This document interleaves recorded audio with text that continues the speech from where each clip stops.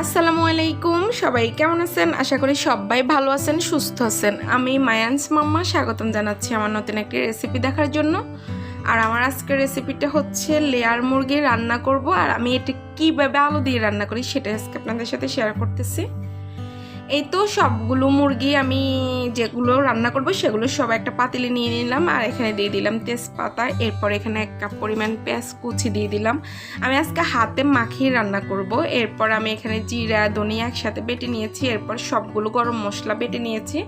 আমি সব বাটা মশলাগুলো দিয়ে দিলাম। এরপর এখানে আদা রসুনের পেস্ট দিয়ে দিলাম 3 চামচের মতো। এরপর আমি এখানে হলুদের গুঁড়া দিয়ে দিতেছি। হলুদের গুঁড়ো দিয়ে দিলাম 3 চামচের মতো। এরপর আমি এখানে মরিচের গুঁড়া দিয়ে দিতেছি। হলুদ মরিচের গুঁড়া দেওয়ার পর এখানে স্বাদ মতো লবণ দিয়ে দিলাম। এরপর আমি মশলা বাটা যে পানিটা আছে সেখান থেকে অল্প একটু পানি দিয়ে সবগুলো মুরগি হাতের সাহায্যে এগুলো মেখে নিতেছি। একদম খুব ভালো করে মাখতে হবে যেন পুরো মাংসগুলোর গায়ে গায়ে মশলাটা যায়। এখন মশলাটা সব মাখার পর আমি এখানে অল্প কিছু সয়াবিন তেল দিয়ে দিতেছি। আমি খুব বেশি তেল দিব না, যেতে মুরগিটা খুবই তৈলাক্ত। এরপর চুলায় বসিয়ে দিলাম। আর 2 মিনিট পর আমি একটু ভালোভাবে নেড়ে ছেড়ে নিতেছি। আমি এখন পর্যন্ত কোনো পানি ব্যবহার করি নাই, যেহেতু মাংস থেকে প্রচুর পানি বের হবে তাই আমি তেলের পরিমাণটা অনেক কম দিয়েছি। তারপরেও পরে কিন্তু এই মুরগিটার অনেক তেল হয়ে যায়।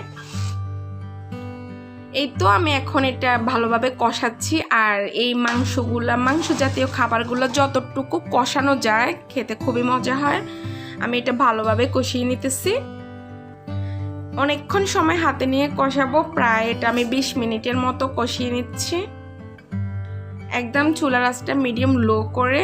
এরপর আমি 20 মিনিট পরে এখানে পানি দিয়ে দিলাম। আমি এখানে প্রায় 4 কাপের মতো পানি দিয়েছি, যেহেতু এটা লেয়ার মুরগি একটু শক্ত টাইপের মুরগিটা, আর একটু সময় নিয়ে কষাতে হবে।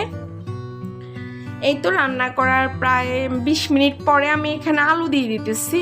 আর আলু এখানে যেহেতু অনেক তেল দেখা যাচ্ছে, আর রান্নার আগে আমি কিন্তু অনেক কম তেল দিয়েছি, এখন যেহেতু তেলটা অনেক বেশি তাই এখানে আলু দিয়ে দিলাম।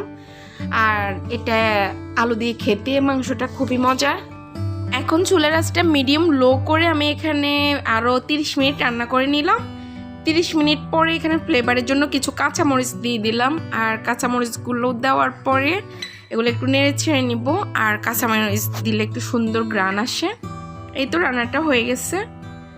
একদমই লেয়ার মুরগির আলুর ঝোল। এই রান্নাটা খেতে তো খুবই মজার। এখন আমি আপনাদেরকে খেয়ে দেখাবো এটা খেতে কেমন হয়েছে। আর এটা তো অনেক ভালো হয়েছে, দেখতে তো অনেক সুন্দর লাগতেছে আর খুবই সুন্দর একটা কালার আসছে। আর আপনারা যদি আমার মতো এই রান্নাটা করতে চান অবশ্যই আমার রেসিপিটা ফলো করবেন। আর যারা আমার ফেসবুক পেজে দেখতেছেন তারা আমার পেজটি ফলো করবেন। আর যারা ইউটিউবে দেখতেছেন তারা অবশ্যই চ্যানেলটা সাবস্ক্রাইব করবেন। আর আপনারা সবাই ভালো থাকবেন, আমার জন্য দোয়া করবেন। আল্লাহ হাফেজ। আর রান্নাটা সত্যি মজা হয়েছে।